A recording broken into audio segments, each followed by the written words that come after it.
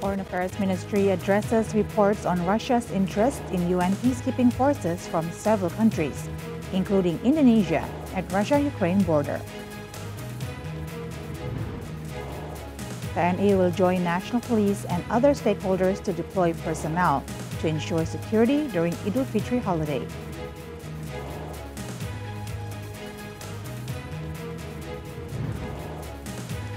Thousands of locals and visitors flock to Washington, D.C. tidal basin to view cherry blossoms as they approach peak bloom.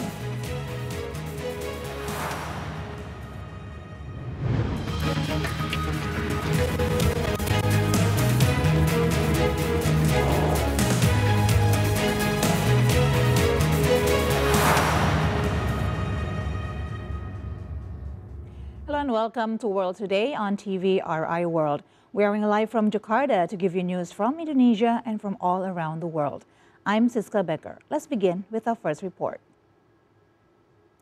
President Prabowo received the visit of French Minister for Europe and Foreign Affairs, Jean-Noël Barrot, at Merdeka Presidential Palace in Jakarta on Wednesday. During the meeting, President Prabowo reiterated Indonesia's commitment to strengthen strategic partnership with France, particularly in defense sector.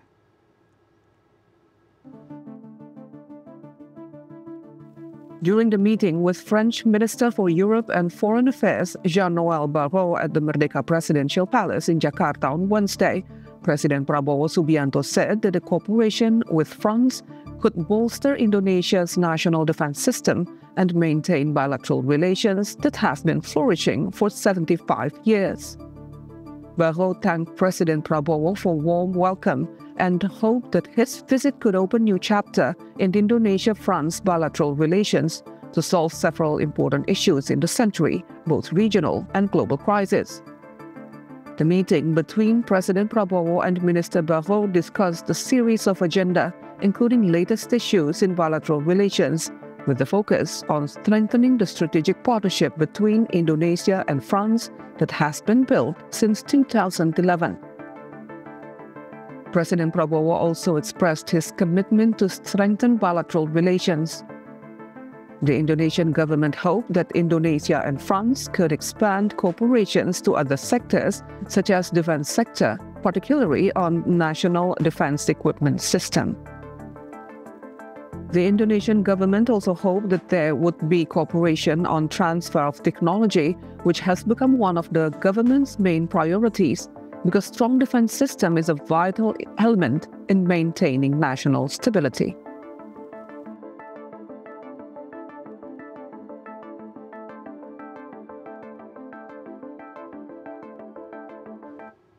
French Minister of Europe and Foreign Affairs Jean-Noël Barrot says the visit of French President Emmanuel Macron to Indonesia in May will reinforce the ASEAN-European Union cooperations. French Europe and Foreign Affairs Minister Jean-Noël Barrot says that France is seeking to reinforce cooperation between ASEAN and European Union by having bilateral cooperation with Indonesia, considering Indonesia's important role in Southeast Asia. Barrot conveyed this during a joint press statement event with Indonesian Foreign Affairs Minister Sugiono after holding bilateral meeting in Jakarta on Wednesday, March 26. The French minister explained that one of President Macron's agenda in his state visit to Indonesia in May is the ASEAN-EU cooperation inauguration on security cooperation in seaports. According to Barrot, the cooperation will benefit Indonesia's major seaports such as Jakarta and Surabaya. President Macron's state visit to Indonesia in May 2025 is one of the issues discussed in the bilateral meeting between Barrot and Sugiono on Wednesday. Sugiono said that the meeting discussed visit preparation and priority steps to increase Indonesia-France bilateral relations, which is an expected outcome of the visit. Sugiono hoped that the Indonesia-France cooperations can give real results to the two nations, enable to increase bilateral relations.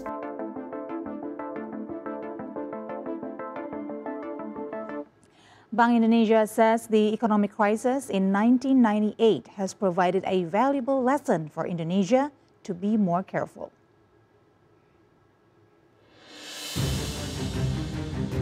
Bank Indonesia's head of macroprudential policy, Solikin Juhro, says that Indonesia has experienced and facing various economic challenges and crises, and this has made the central bank able to tighten regulations prudently. Solikin says further that the challenges have also made the Indonesian economy more resilient. For example, during the economic crisis in 2009, when the economies of a number of countries experienced a decline, Indonesia was able to grow up to 4.5%. Through regulation, code of conduct, policy, and coordination, the financial system in Indonesia remains sound. Therefore, if there are global issues or turmoil which occur in the domestic economy, Indonesia is still quite stable, agile, and able to rise and recover.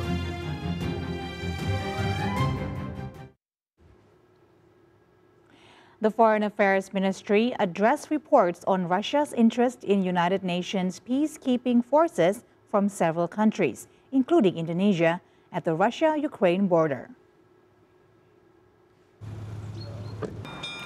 Foreign Affairs Ministry spokesman Rolian Sahasumirat says that Indonesia is closely monitoring the conflict between Russia and Ukraine and the ongoing efforts and negotiations between the conflicting parties. Indonesia also supports all efforts to resolve the conflict through inclusive negotiation and diplomacy. The ministry made the statement in response to reports about a plan to deploy peacekeepers to the Russian-Ukrainian border. Quoting the Italian newspaper La Repubblica, Ukrainian media reported that Ukraine's allies have proposed the deployment of peacekeeping contingent comprising soldiers from Indonesia, India, Brazil, China, and Saudi Arabia. The peacekeeping mission will oversee the implementation of the ceasefire and maintain peace in the border area. The United Nations called for more aid for Ukraine during a Security Council meeting. For a full cessation of hostilities. The forum applauded separate agreements the United States struck with Ukraine and Russia to pause their strikes in the Black Sea and against each other's energy targets, but the rhetoric from Moscow and Kyiv suggested they remained far apart. The UN and Turkey brokered the Black Sea Initiative between Russia and Ukraine in July 2022 to allow the safe export of Ukrainian grain. Under an accompanying three-year memorandum of understanding, UN officials agreed to help Russia move its food and fertilizer exports to foreign markets. The war must end. We must all continue to agree on this. The United States commends Ukraine and the Russian Federation for taking the first steps towards a ceasefire, including participating in technical level talks this week. We welcome the proposed partial ceasefires on strikes against energy infrastructure and in the Black Sea, agreed to in principle by the leaders of both sides. If fully implemented, these agreements will be an important first step on the path to peace. Russia withdrew from the Black Sea Initiative in July 2023, complaining that its food and fertilizer exports faced serious obstacles.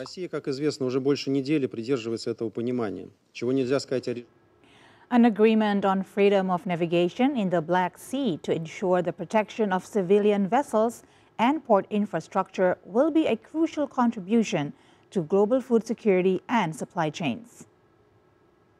Reiterates his hope that such efforts will pave the way. United States announced separate agreements with Ukraine and Russia to pause their strikes in the Black Sea and against each other's energy targets, but the rhetoric from Moscow and Kyiv suggested they remain far apart. The U.S. has been working consistently on the issue, especially since UN Secretary-General Antonio Guterres wrote to the leaders of Ukraine, Russia, and Turkey in February last year to put forward a proposal for safe and free navigation in the Black Sea. The United nations and Turkey brokered the Black Sea Initiative between Russia and Ukraine in July 2022 to allow the safe export of Ukrainian grain. Under an accompanying 3-year memorandum of understanding, UN officials agreed to help Russia move its food and fertilizer exports to foreign markets.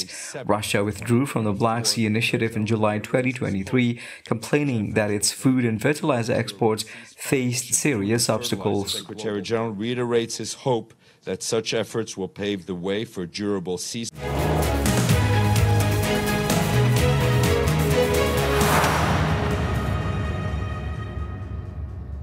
Well, today continues with the latest update from Gaza.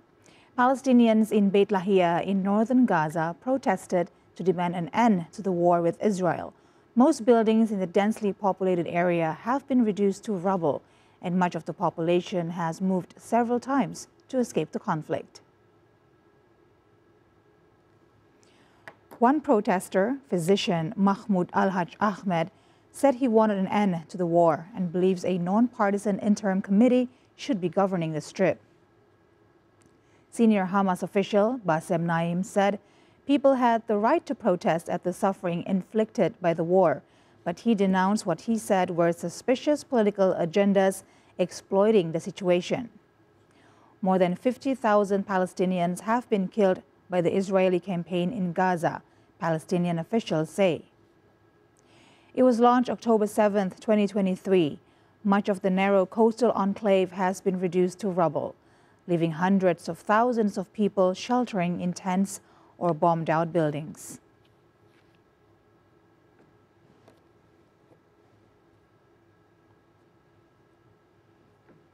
Thousands of Israeli protesters rallied against the government outside the nation's parliament on Wednesday evening, demanding elections and the return of the remaining hostages from Hamas captivity in Gaza.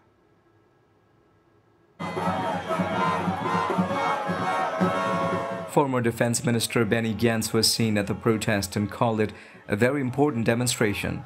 The protest occurred as lawmakers convened in Israel's parliament, known as the Knesset, to discuss a law to change the committee that appoints judges, a measure that could spark a new constitutional crisis and help the government enact policies that have drawn fierce criticism.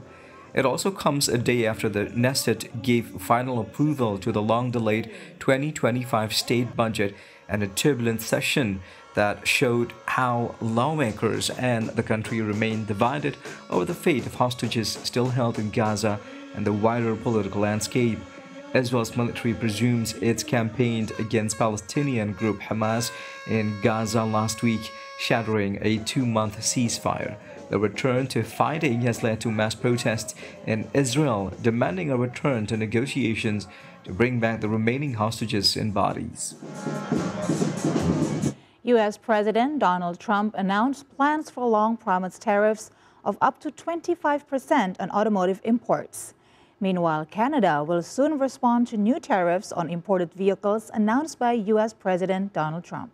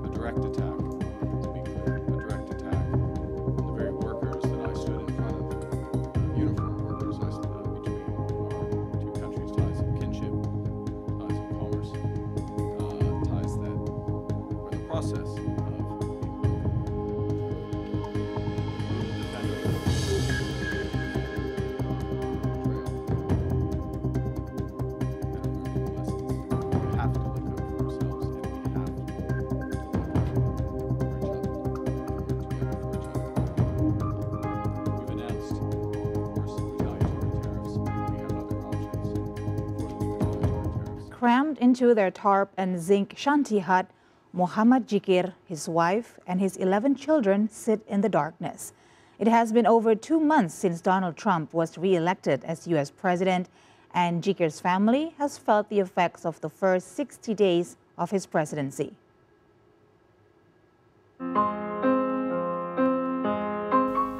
They live in the world's largest refugee camp, Kutupalong, located in Bangladesh seaside Cox's Bazar. Having been helped by U.S. aid since they arrived in the camp in 2017, much of that humanitarian assistance has dried up following Trump's recent decision to cut global funding for U.S. humanitarian relief efforts. With Trump announcing in February a dramatic cut of over 90% of U.S. aid funding, with formal work not allowed in the camps for refugees, there is little option for Jikir to provide for his family. Food, healthcare, and education in refugee camps in southeastern Bangladesh have been significantly affected by the recent funding cuts, impacting hundreds of thousands of Rohingya people in Kutupalong alone. The U.S. aid cuts triggered immediate concerns, particularly over food rations, which not only threaten nutritional intake, but also endanger access to rice for refugees, according to the aid organizations. The UN World Food Programme, or WFP, said unless they receive $15 million, they will need to halve the food ration in April. WFP workers at the Kutupalong camp have said that the revised ration amount of $6 a month, which amounts to 20 cents a day, is not sufficient. A previous round of ration cuts in 2023 that reduced the amount to $8 monthly led to a sharp increase in hunger and malnutrition, the UN has said. The cut was later reversed.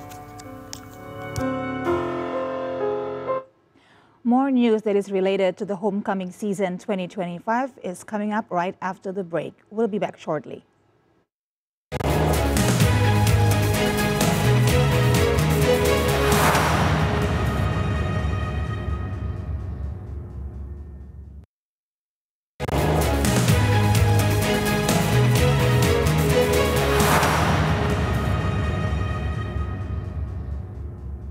Welcome back to World Today on TVRI World with me, Siska Becker. Let's continue with the news. TNI will join National Police and other stakeholders to deploy personnel to ensure security during Idul Fitri holiday. The details are in our Ramadan segment.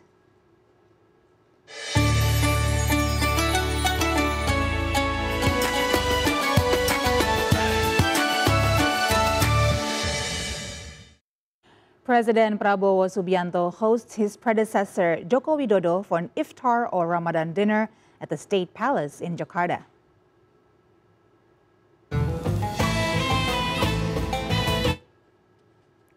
President Prabowo Subianto warmly welcomed Joko Widodo at the palace on Wednesday to break the fast together at the presidential lounge.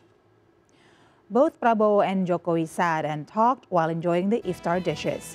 They talked in an intimate atmosphere and enjoyed the togetherness.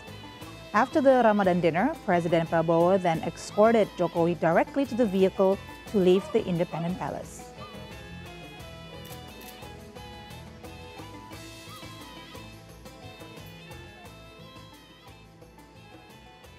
TNI will join the National Police and other stakeholders to deploy its personnel to ensure security during Idul Fitri holiday.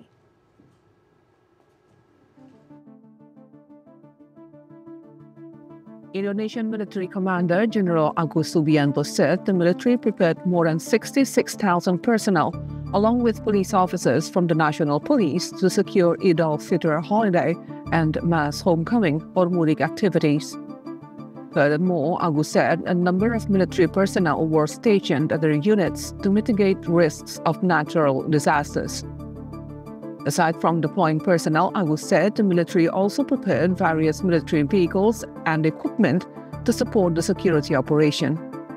Among the vehicles are 9 aircrafts for monitoring and emergency evacuation, 4 ships that would help transfer travelers by sea, and several helicopters for emergency situations.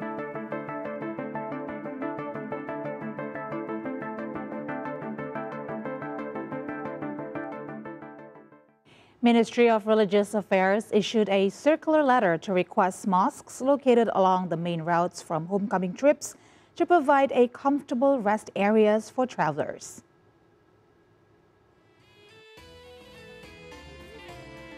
Minister of Religious Affairs Nasaruddin Umar said that the circular letter issued on Wednesday asked mosques located along the main route for homecoming to also provide a comfortable rest area and proper basic facilities for travelers. According to Nasaruddin, mosques and prayer rooms do not only serve as places of worship but also rest facilities for travelers. Nasaruddin added that the presence of these facilities is crucial, considering that the number of travelers this year is expected to reach 152 million. Therefore, it is not possible to rely solely on rest areas provided by toll road operators. Nasaruddin also underscored that toilet cleanliness and the availability of clean water should be a top priority for mosque management to ensure travelers feel more comfortable. State Railway Company PT Kereta Api Indonesia or KAI said a total of 2.98 million tickets for the 2025 Idul Fitri homecoming season have been sold as of March 26th.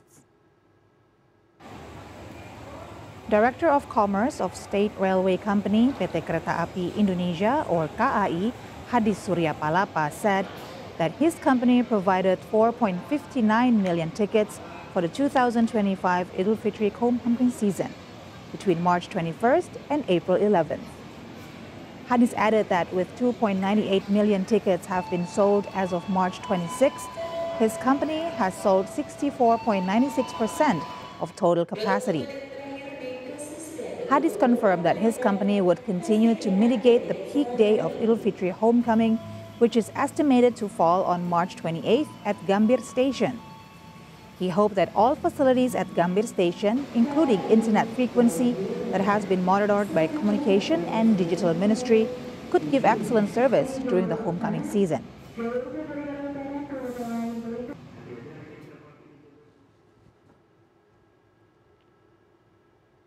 Authorities of Halim Perdana Kusuma Airport, Jakarta, reminds travelers to come early to the airport prior to their departure time.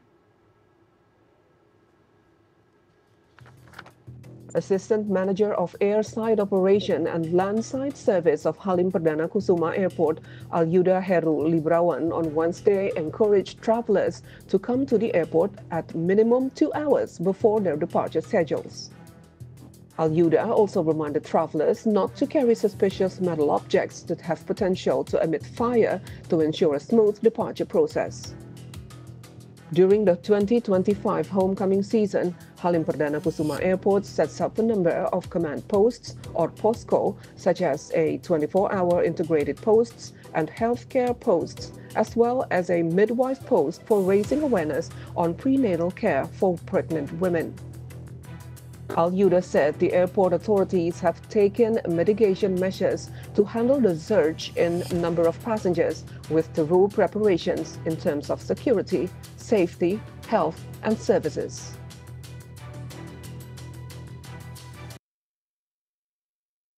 National Search and Rescue Agency is on full alert to ensure the safety of travelers during the 2025 Idul Fitri homecoming and returning flow, especially those who will travel through Trans-Java Highway.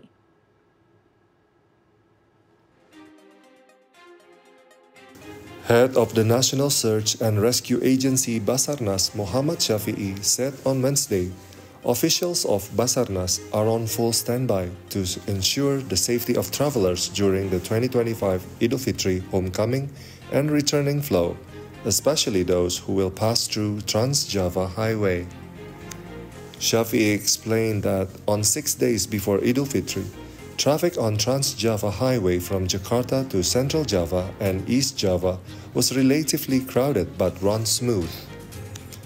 According to Shafi'i, the situation at rest area kilometer 57 on the Jakarta-Cikampek Highway in Karawang, West Java remains conducive, with management coordinated directly by the operators, toll road authorities, and police officers.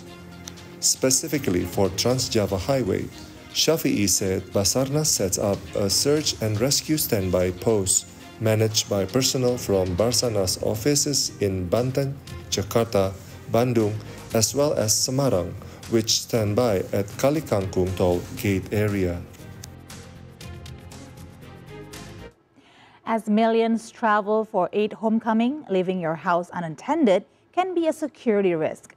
Prevent unwanted surprise by taking these simple steps to protect your home while you're away.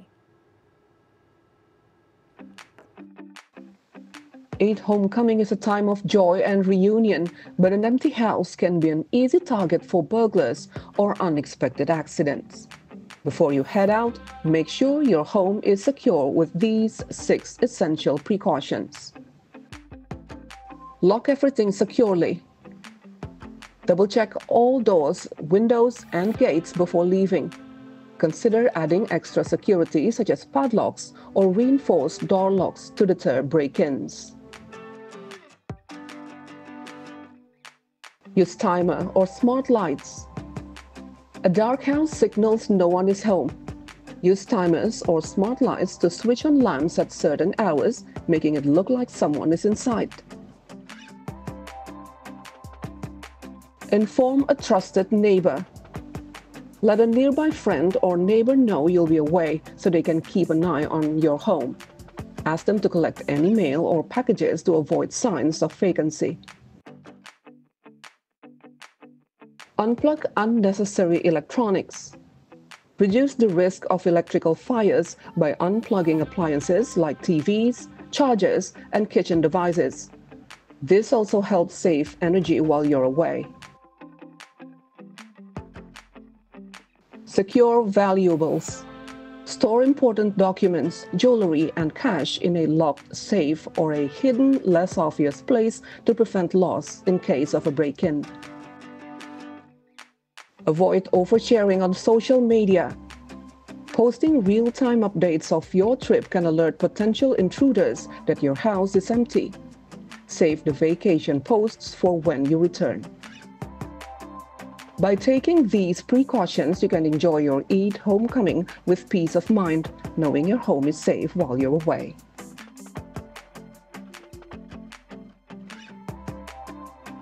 Living overseas, far away from home, would be a challenging time for Indonesians, especially on Ramadan, where being away from family and friends is difficult for some. One Indonesian diaspora, Nadine Anissa ZR, who is currently observing fasting in Turkey, will share her story on the topic. We are now connected with Nadine through Zoom. Hello, Nadine. Good afternoon from Jakarta. Thank you for joining us on World Today.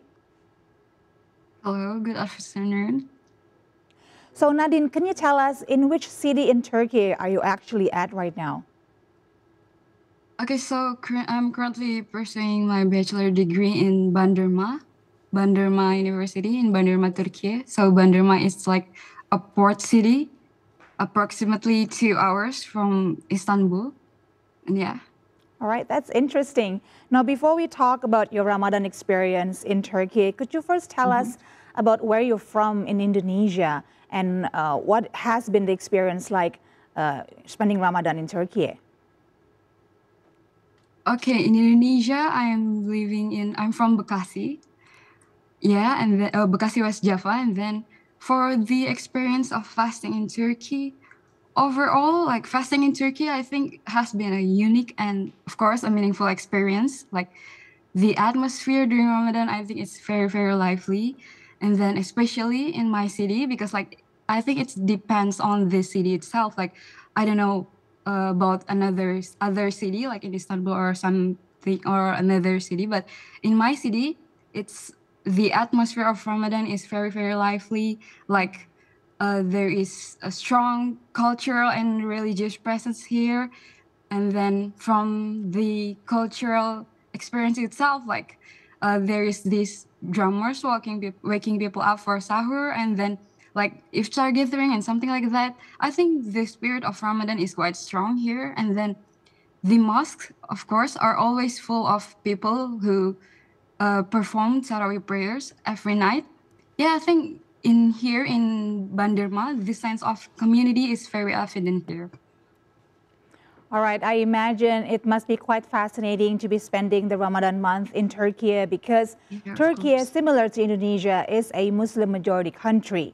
But although we have that similarity, there must be also some differences. Could you tell us what has been the biggest differences of spending Ramadan in Turkey compared to Indonesia, or maybe in particular in Bekasi?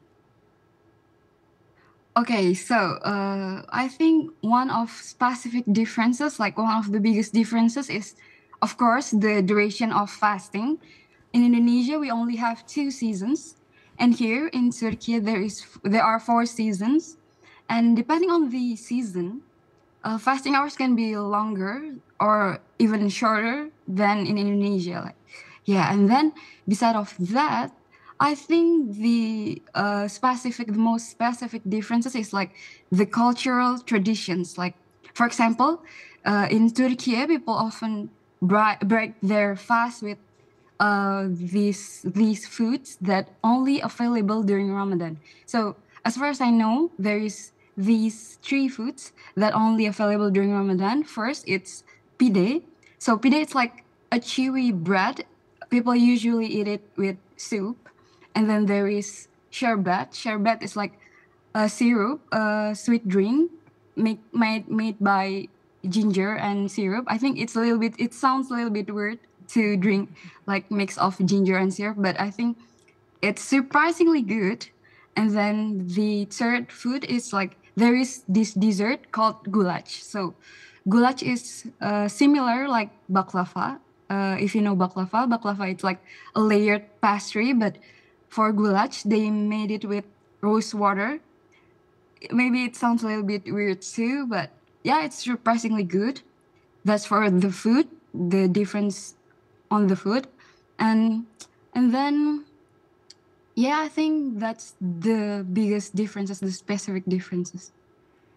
Okay, now I love baklava, and hearing you telling us about baklava has successfully made me want to order one right away. Thank you for that, Nadine. Now let's talk about rituals. I mean, if you talk about Ramadan rituals in Indonesia, you can name a few, like going for takjil and then going to tarawih with your friends and that sort of things. But can you name some of the traditions in Turkey that has been the most memorable for you when spending the Ramadans there? Oh, okay. So Turkey has so many special Ramadan traditions. Like there is this one called Ramazan Davul Jusu. So Ramazan Davul Jusu is like there's this guy who go around the neighborhood waking people up with a drum in his side. Yeah, I think that's one of the most meaningful tradition. I mean, like, yeah, that's one. And 2, in some cities, like there are cultural performances and religious lectures in the mosque or like in the public square and something like that. And then there is this event called like Iftar 10.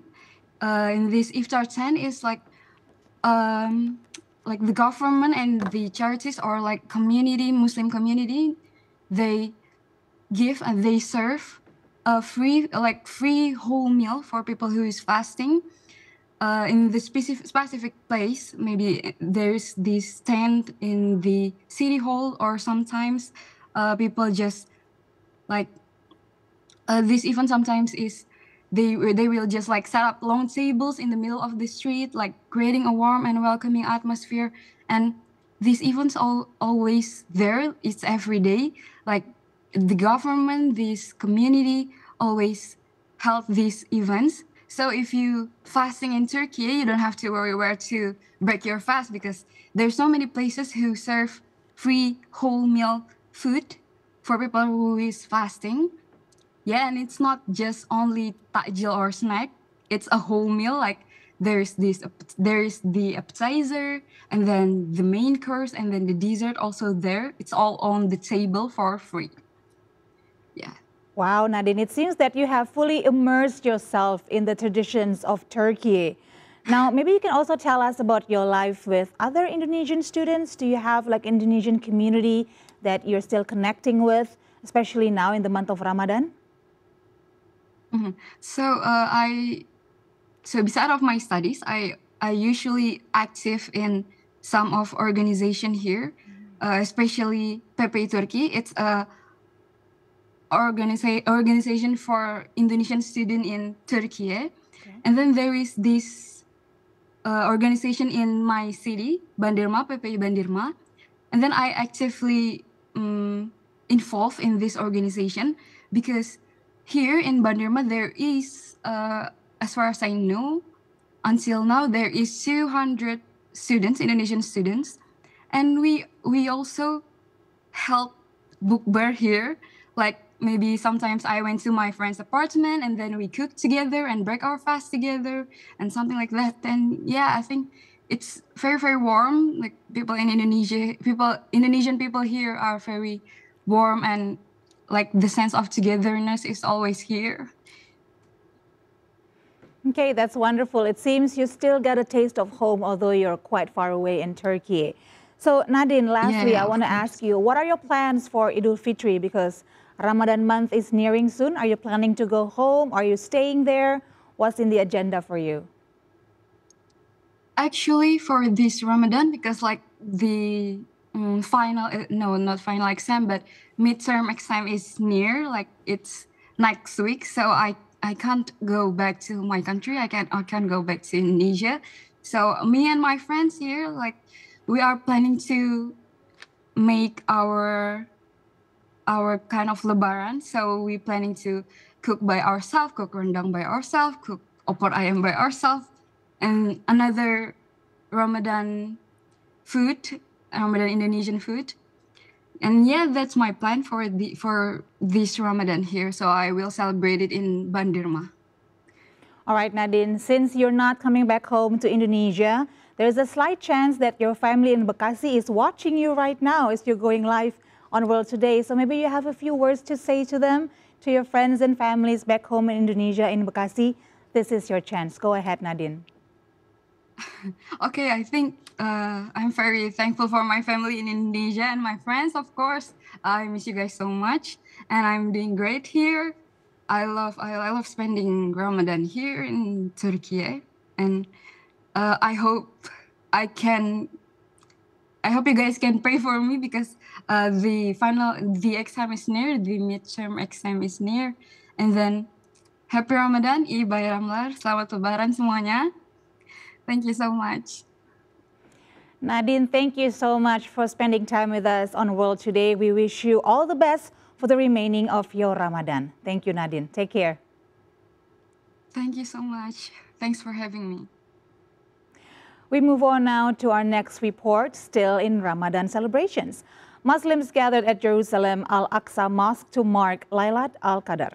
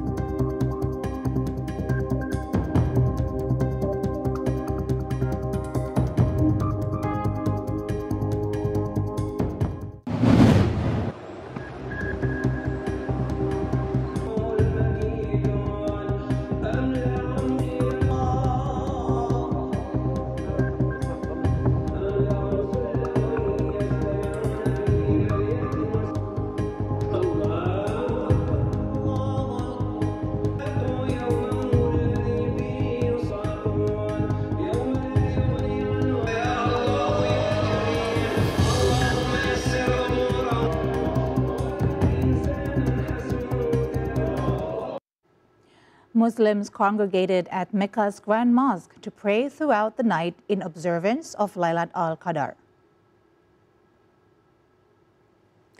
Muslims gathered in Mecca's Grand Mosque early on Thursday to hold prayers overnight to mark Laylat al-Qadr. For many Muslims, Ramadan, and especially Laylat al-Qadr, are known as Night of the Power, is an opportunity to enhance one's willpower and begin a journey of spiritual growth through prayers. It commemorates the night that the Prophet Muhammad is believed to have received the first verses of the Quran.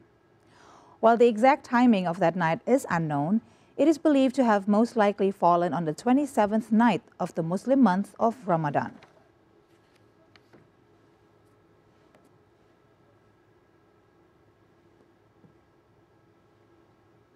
Sockball, once seen as a poor man's game in Egypt, has recently become a celebratory tradition during Ramadan, filling the streets.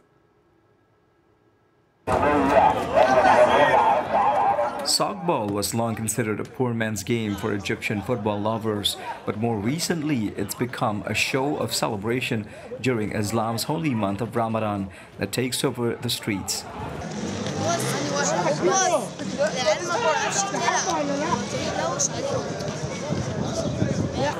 Originally played with some old socks for scraps crammed inside of each other to form a ball, sockball is likely to have been the first football played by both Egypt's massive soccer stars and the fans who root for them.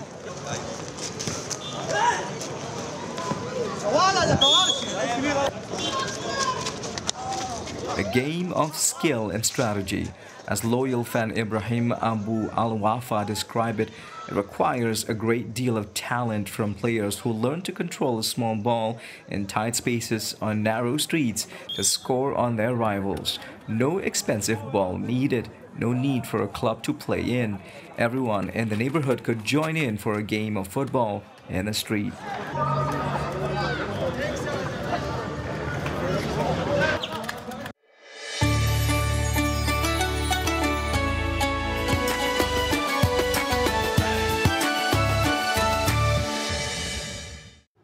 It's now time for another break, but more news from Indonesia are coming your way when we return shortly. Stay tuned to World Today.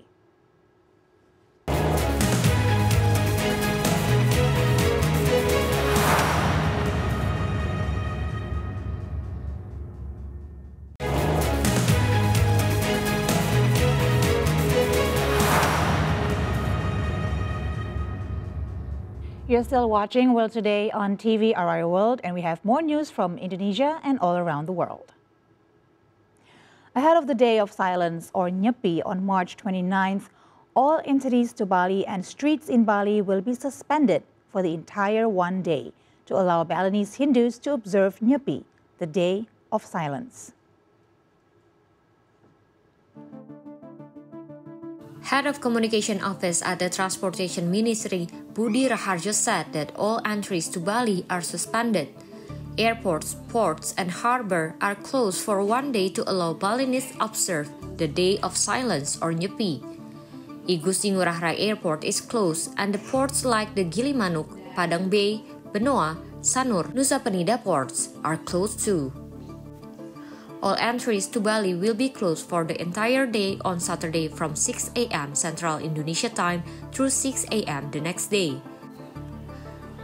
People and travelers are urged to mark the date and arrange their travel plan in such a way so they will be trapped in the Day of Silence, where all entries to Bali are suspended.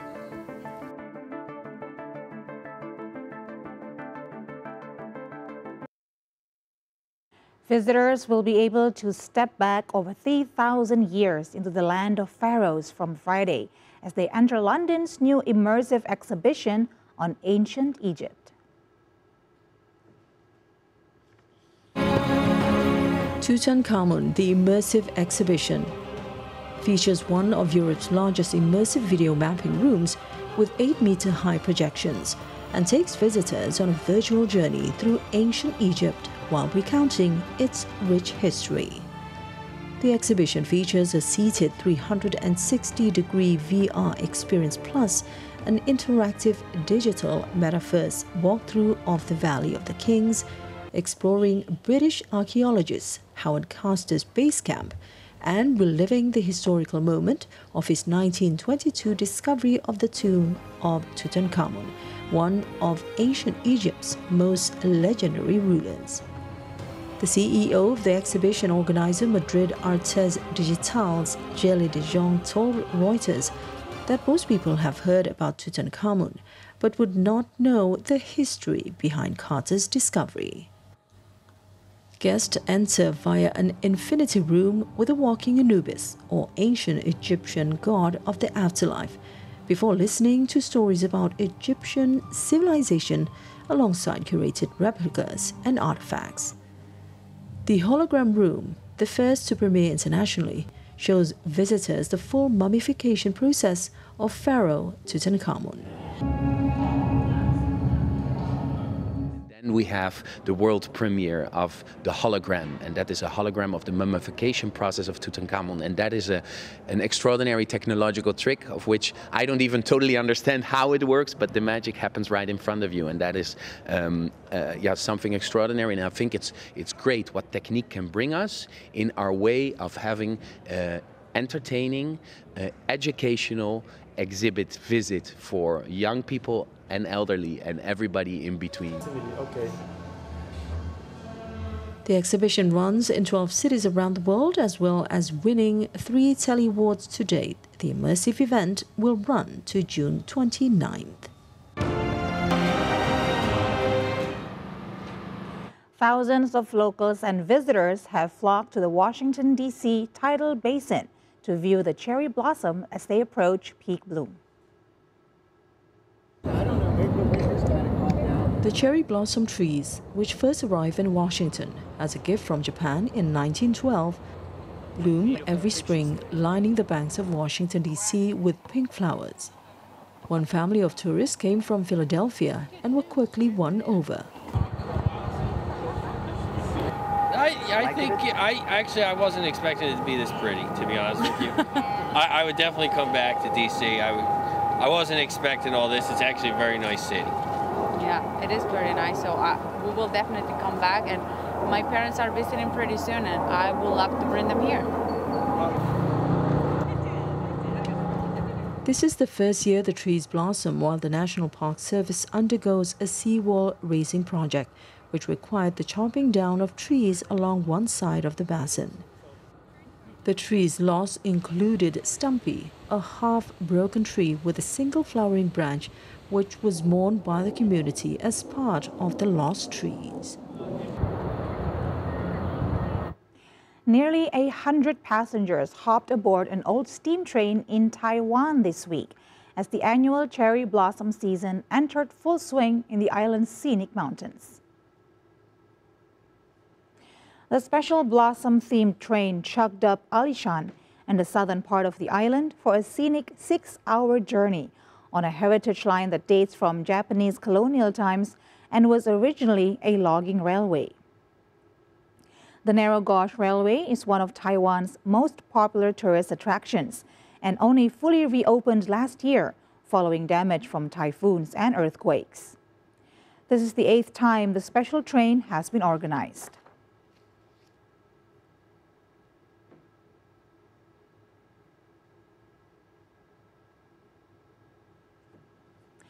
Biogas produced at a southern German sewage treatment plant can be turned into climate-neutral shipping fuel, a scientist involved in the pilot project said.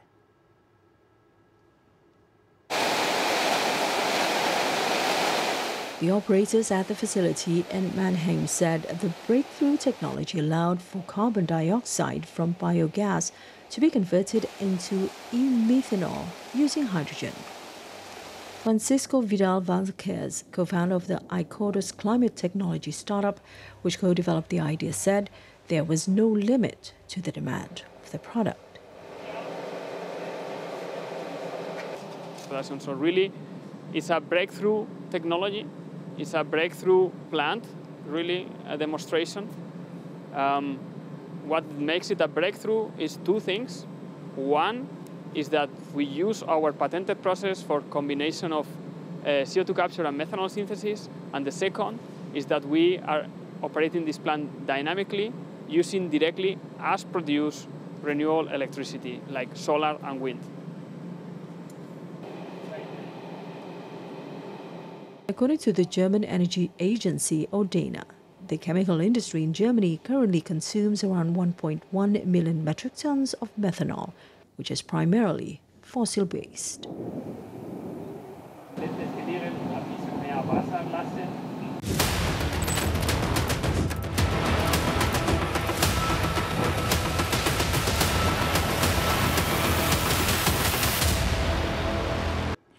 Alessia Russo scored twice as Arsenal produced a thrilling comeback to beat Real Madrid 3-0 in the Women's Champions League.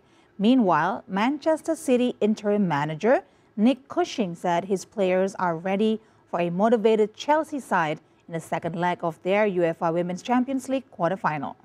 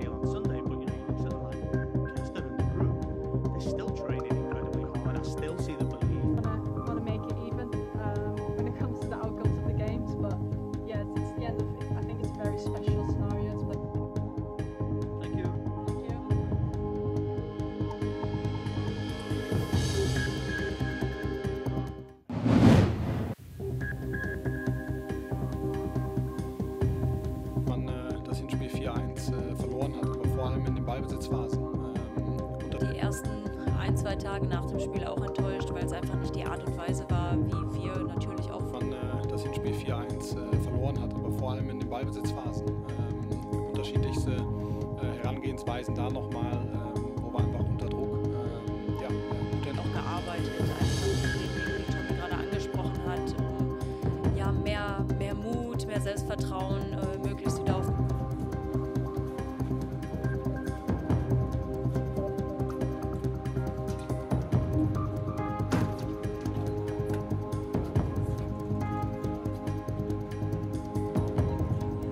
Filipino wildcard Alexandra Ayala pulled off the biggest win of her young career with a stunning 6-2, 7-5 upset of world number 2 Iga Swiatek.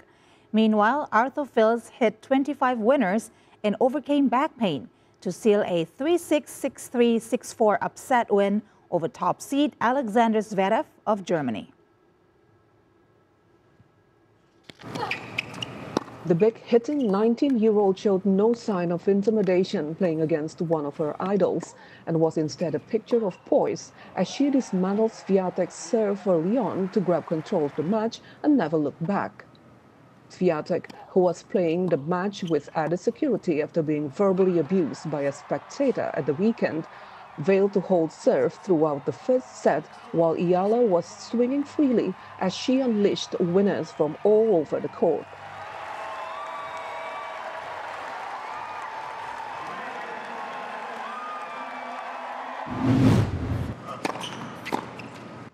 Meanwhile, the 20-year-old Frenchman, seeded 17th, recovered from dropping the first set to defeat Zverev for the second time in their past 3 meetings. Fils will next face Jakub Mensik of the Czech Republic on Thursday for a spot in the semi-finals.